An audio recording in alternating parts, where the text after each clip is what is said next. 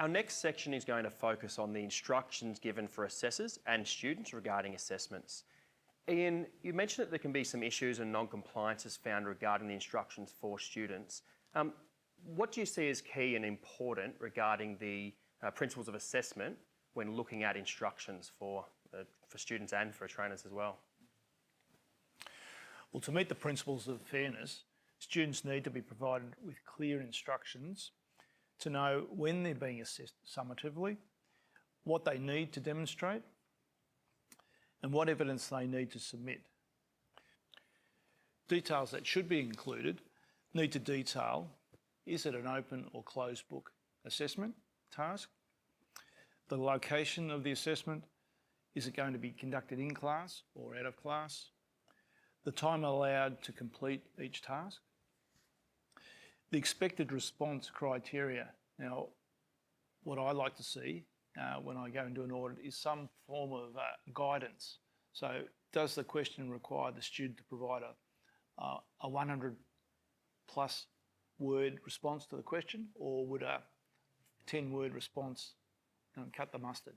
So some form of guidance for the student to know what they're required to provide as their response to the task. The assessment conditions.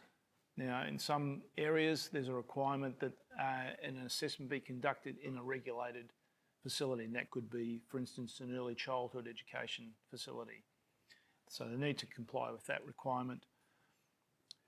Some form of a declaration of authenticity, and this is to counter or partially counter some of these instances of plagiarism.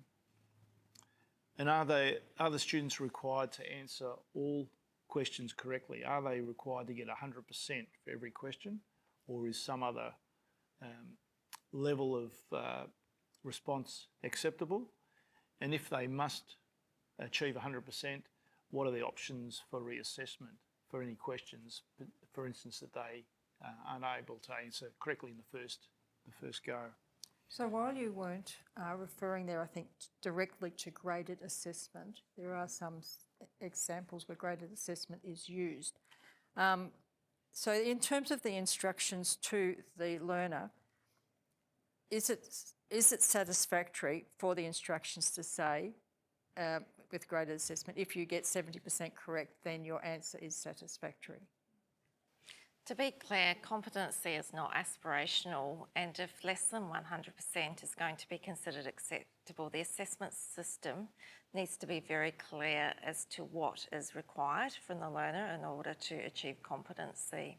And that is really the benchmark at all times, is the training package requirements, and ensuring that the training package requirements have been met through the assessment process and as reflected in the evidence collected from the learner, to ensure that there's sufficient and valid evidence to support the competency judgment. So imagine, Judith, where there may be RTOs that have a pool of assessments, or certain questions come from a question bank. The onus is on the RTO to ensure through a mapping document or equivalent that no matter what questions a student answers, they've met the requirements of the training package, if it is going to be less than 100%. Yes, that's correct. To meet the principles of sufficiency, the assessor needs to be given clear instructions regarding what evidence they need to gather and record in order to form a judgment of competence. So the tools that are provided and the instructions inherent within the tools need to be very clear about that process, so that, for instance, if the organisation's conducting its validation, they'll be able to go back and look at the actual instructions that were there at the time and match that against the implementation of the tool as part of their own internal review. As part of that validation process, for those who've been around a while in the vet sector, we may refer to it moderation previously. So how can an RTO actually quality assure the assessors have used the tool as intended, and that it is collecting the evidence required? What do you see at Audit that's actually how RTOs are going about that?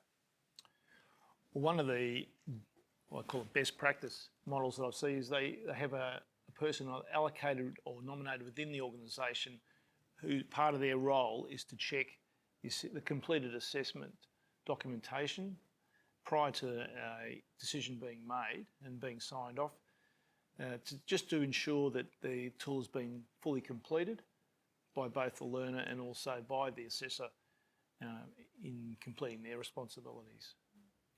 One of the identified risks within the vocational education and training sector is that students or former students would be issued with certification documentation without having met all of the assessment requirements. So I would certainly agree with Anne that review of completed assessment evidence prior to the issue of AQF certification documentation is crucial to ensure that that doesn't occur.